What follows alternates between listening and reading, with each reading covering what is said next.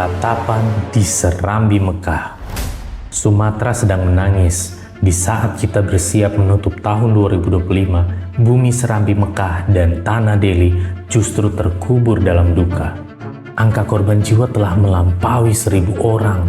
Ini bukan sekedar angka statistik, ini adalah 1.000 nyawa, 1.000 harapan yang terputus oleh air dan tanah.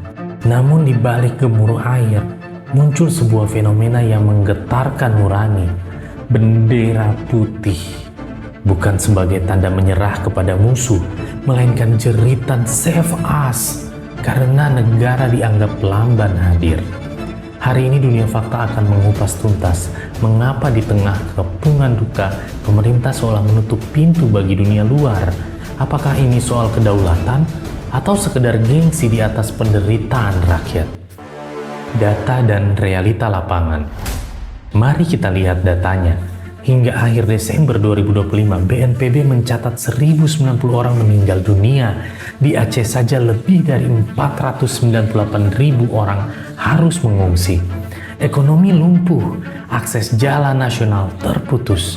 Di lapangan, warga mengeluh bantuan logistik tak kunjung sampai hingga hari ke-20 pasca bencana. Mengapa bendera putih berkibar di depan Masjid Raya Baitur Rahman? Karena warga tidak tahu lagi harus mengadu kemana. Di saat piring-piring mereka kosong, laporan administratif di Jakarta justru mengklaim semua terkendali. Ada jurang yang sangat lebar antara kebenaran di atas kertas dan kebenaran di atas lumpur. Mengapa tolak bantuan asing? Isu yang paling menyulut kemarahan publik adalah penolakan bantuan asing. Pemerintah telah memobilisasi dana darurat sebesar 3,58 triliun dari total taksiran kebutuhan pemulihan yang mencapai 51 triliun. Namun, pertanyaan besarnya, kenapa harus menolak tangan yang terulur? Analisis investigasi Dunia Fakta kali ini dari beberapa sumber. Yang pertama, narasi mandiri. Pemerintah ingin menunjukkan bahwa di bawah kepemimpinan baru, Indonesia adalah negara besar yang tidak perlu mengemis bantuan. Kedua, status bencana nasional. Dengan menolak bantuan asing, pemerintah tidak perlu menetapkan status bencana nasional. Jika status itu ditetapkan, tanggung jawab penuh beralih ke pusat dan bisa memperburuk citra stabilitas ekonomi di mata investor. Dan yang ketiga, birokrasi versus urgensi. Pakar menilai ini adalah gengsi politik. Padahal, peralatan canggih dari negara luar bisa mempercepat pencarian 186 korban yang masih tertimbun tanah. Apakah gengsi lebih berharga daripada nyawa yang tertimbun longsor? Di Jepang atau Amerika sekalipun, bantuan internasional diterima sebagai bentuk solidaritas, bukan kelemahan.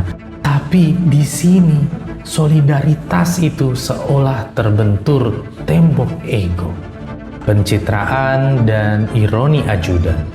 Rakyat disuruh bersabar. Tapi apa mereka lihat di layar ponsel mereka? Di satu sisi, pejabat datang untuk sesi foto, memberikan bantuan simbolis yang jauh dari cukup. Di sisi lain, muncul fenomena flexing atau pamer kemewahan. Dan yang bikin mengecewakan, ini datang dari lingkaran dalam kekuasaan. Bayangkan, warga Aceh sedang memperebutkan satu bungkus nasi. Sementara orang-orang yang dekat dengan kursi kekuasaan sibuk memamerkan barang-barang mewah. Ini bukan sekedar masalah etika. Ini adalah penghinaan terhadap empati publik. Rakyat bertanya, apakah dana 3,58 triliun itu benar-benar sampai ke perut kami? Atau habis dalam rantai birokrasi dan gaya hidup? Akhirnya kita sampai di kesimpulan dan seruan. Bencana Sumatera 2025 adalah ujian bagi kemanusiaan kita. Bendera putih di Aceh bukan sekedar kain. Itu adalah prasasti kegagalan sistem tanggap darurat kita. Jika pemerintah tetap kukuh menolak bantuan luar atas nama harga diri, maka pastikan harga diri itu dibayar dengan kecepatan kerja yang nyata, bukan sekedar konten media sosial. Sumatera tidak butuh dikasihani, Mereka butuh aksi.